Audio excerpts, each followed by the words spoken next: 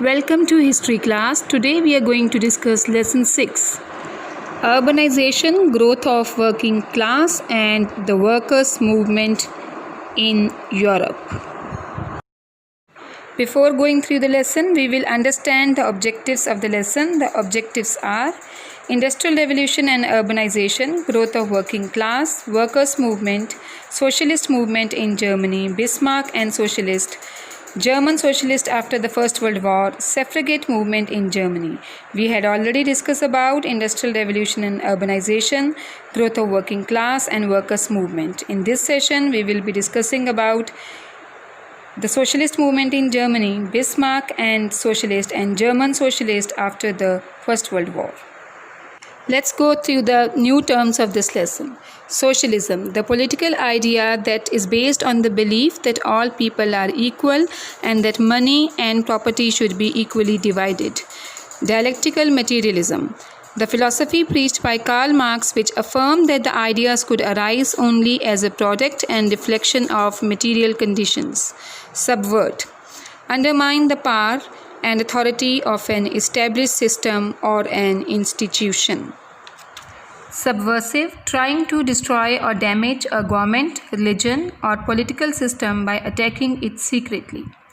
Reichstag, it's a German word which means parliament. Kiss and kick, the policy adopted to favor a particular section of society while exploiting or abusing a particular group of society. Communism, the system which favors government control over means of production. In the last session, we had discussed that industrial revolution started in England. It gave birth to a new ideology called socialism. Socialism, we had discussed in the new term, stands for equal distribution of wealth. The socialists stand against the concentration of wealth in few hands. They demanded share in the profit as it was their labor which produced the goods, and they were in favor of the trade unions. The socialists believed that socialism was the best system of government. They believed in the equal pay for equal work, and they were of view that everyone should get a chance to earn his livelihood. Socialism was started by Karl Marx, who gave the theory of dialectical materialism. Dialectical materialism we had already discussed in the new term was the theory according to which it is believed that everything is reflected in terms of material needs of human being. In Germany, it was started by Moses Hess. Lessel, who was a student of Karl Marx, is believed to be the one who popularized socialism in Germany. And the credit of introducing socialism into the political life of Germany goes to a philosopher called Ferdinand Lassalle. After the unification of Germany, Bismarck, who was the Chancellor of Germany, he waged a war against the German socialists in 1878. He started a war.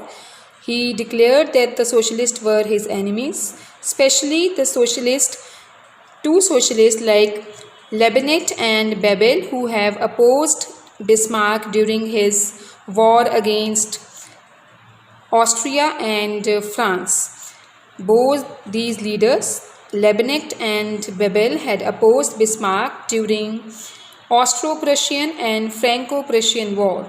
Austro-Prussian War is a war which was fought between Austria and Germany. Prussia is the old name of Germany. And Franco-Prussian War was fought between France and Germany. The Socialist Party was divided into two factions. One was led by Lassalle and other was led by Lassalite. Lassalle was in favor of National Socialism, so he was only interested in bringing socialism in Germany, whereas Lassalite believed that the political rights are necessary to get economic rights. He believed that the socialists or the workers should participate in the government, and he also believed in world communism. He wanted to bring socialism not only in Germany but in entire world. 1875 at Gotha, both factions of Socialist Party, the Lassalle and the Lassalite, they worked out a joint program called as the Gotha Program, under which the United Social Democratic Party was formed. Bismarck was alarmed of the growing popularity of socialists. He became frightened due to the growing popularity of socialism, as Socialist Party had won 12 seats in the Germany's parliament. So Bismarck started anti-socialist legislation. He started making policies against the Socialist Party. He prohibited all meetings and associations which sought to subvert the social order.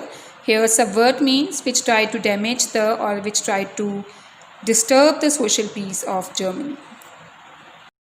Bismarck started many anti-socialist legislation. He started many policies against the Socialist Party, like the police could arrest, imprison and expel persons. Those who were found guilty of subversive activities. Subversive we had already discussed in new terms. It means trying to damage government or any institution of the government. The trade unions were banned. They were declared illegal. Then, in order to suppress the Socialist Party, 1400 publications were suppressed. They were not allowed to be published. 900 socialists were deported. They were sent to some other countries. 1500 people were imprisoned in jail and 14 newspapers were banned. They were not allowed to be published. So these were the actions taken by Bismarck against the Socialist Party.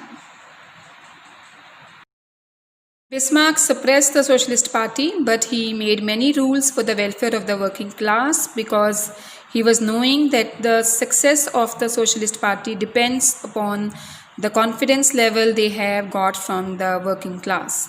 So Bismarck passed laws for the insurance for accident of the workers during working, their sickness and old age. They were given pension during the old age, and he also reduced the working hours of the workers by the acts of 1883, 1884 and 1889.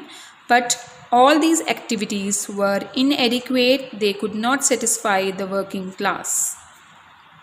Though Bismarck started a policy of repression against the Socialist Party, still the Socialists were able to secure 100 seats in Reichstag. Reichstag is the name of German parliament. Though Bismarck suppressed the Socialist Party, still the Socialists were successful as Bismarck adopted the policy of kiss and kick. This we had already discussed in new term. The policy of kiss and kick means treating some section of society very nicely, whereas exploiting the other section of society.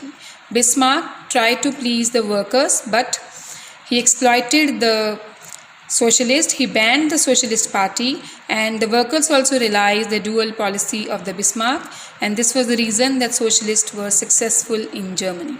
And now we will discuss German socialism after the First World War. Students, you all know that Germany was defeated in the First World War. Kaiser William, who was the emperor of Germany, he fled away to Holland. There was election in Germany in 1919. In that election, Social Democrats formed government under the leadership of Friedrich Ebert. Friedrich Ebert was their president.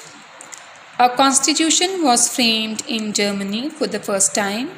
The name of the constitution was Weimar Republic, but this Weimar Republic was weak due to the Communist Party and due to economic crisis in Germany. In your last class, you have already done that Germany was defeated in the First World War.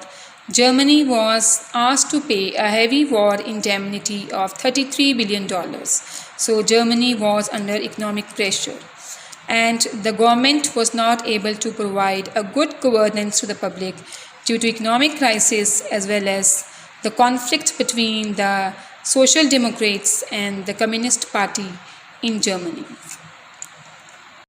Due to economic crisis, there was huge pressure on Germany, and German people wanted employment. They wanted food, they wanted work. Taking advantage of the poor economic condition of Germany, Hitler in 1919 joined German Workers' Party.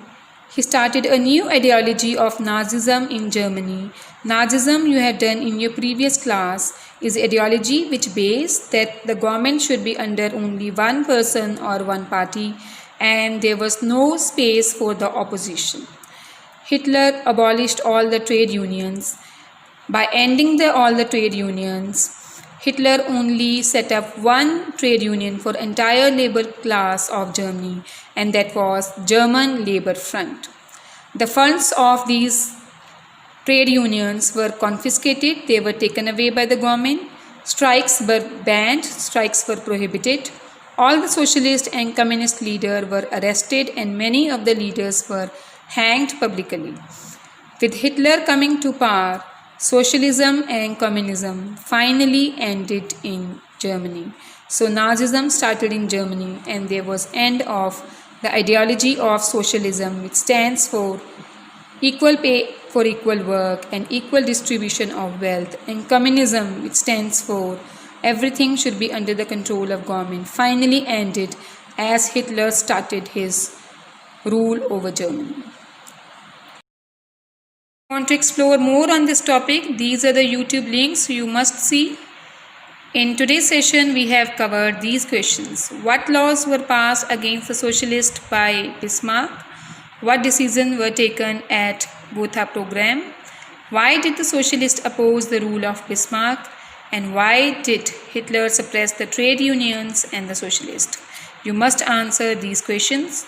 With the help of this explanation and internet, you are advised to make the notes of above topic. Thank you.